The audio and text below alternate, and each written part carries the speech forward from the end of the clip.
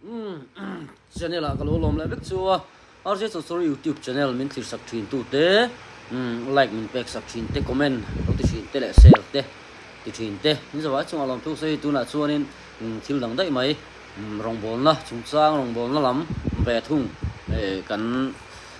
ron ti do na hai bo in ni nili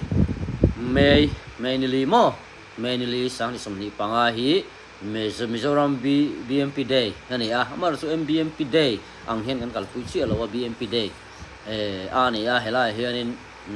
han soi pi ave le tu te po hi amar kan soi kher lo banga chuanin chumi day chuanin ke ni ko san lama hianin ma hun tam taka po ni ka ringa kan day pathian ni ani chulai chuan pathian ni tu in khom hi ke ni BMP lam khanin hun kan han changa lai chuanin ka sai ve nge ke ni kar mai ko pathian mi te kal tlanga amarong bol tura min than chot la ka chon phat rol lo ani amai ro chu kan thiam dan chin tok te ro chu atam lo ani ti chu kan sia chuanin BMP dei mani se tukin ji nga hianin KNP kan tia hei hi KNP suai tu tena kan ti sa ta ni chuanin KNP ten rong bol na BMP dei khanin han nei ve boka chu bang chuanin heng te hi kan non ha khani chuanin ke mana solo bi ka kalaron sakhi han soi ve nga ya oma in bo sai na harsa ka ti chin maya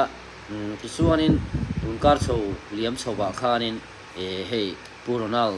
sapatlaw mo kumsom sari pakhat mi borala anian boral chi khanin la ama phua khovela lomna ka zonga ti la kha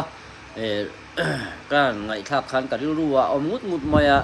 hela hi pa pathian min pe kan don ni tin ama apu tu puronal da thana te po ani ve pa fome ti in hela hi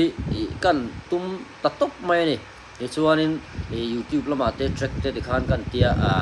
puzo re ma teng te po han biak popa track le sak le engam bot ha kan du view amaro chu hetianga hianin ti hianin han le thin mai la ti khanin boi khat thin tlang ti to mayang ke niang chuanin track han le but po hi thana han zai pui hi om ve le to lem lo boi khat kan sak to hi chuan biakina bok han sak le hi alo engani alo nom to thin lo ni chuan chuan om sa tianga YouTube laman da hi nang kan tia so operator lampo kha kan dor viawa anni po kha ti khanin an chiang vi ong ka tia ani chu a chan chu a check hi asatu te chon sianga ti hian music an ron richran chi zain ngai chowa hianin music hi ring sa em da hi ngaya chumi ni lo chuanin apoi thak chuna po hian ke pok accident tal le kani rengina khalai kha kan soi fi du lai kha ni mani in soi fi ngai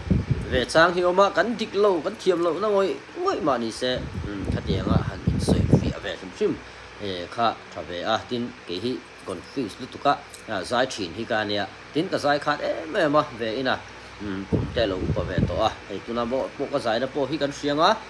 thalai kan ni to lowa BMP kan tia BCM lam hi chuan an baptist mi papol ti ni 3KP kum somli chunglam mo ni kum somli chunglam te FD mo fellowship department te kan ni chu ta chuanin hela hi purnal sa patlaw kum som sari pakhan mi min boral santa phua kha ania ti hian thiam lo chungin kan ti don ngai ni sit chungin kan puang chuang ve chu kan puan chuana chu tuna hen kan ngai thangal do na zon chu mi zo lama chuanin kiang ani ta ro chuanin ke mani tho KNP tena pathian fakla kan sakpo kan ngai thachun zom le don nia ngai thanga le ila pathian ro puna ron se don ni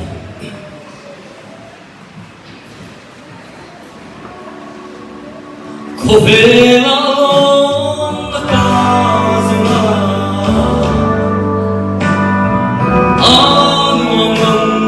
apia ka pantry lim khuru cha chua patumai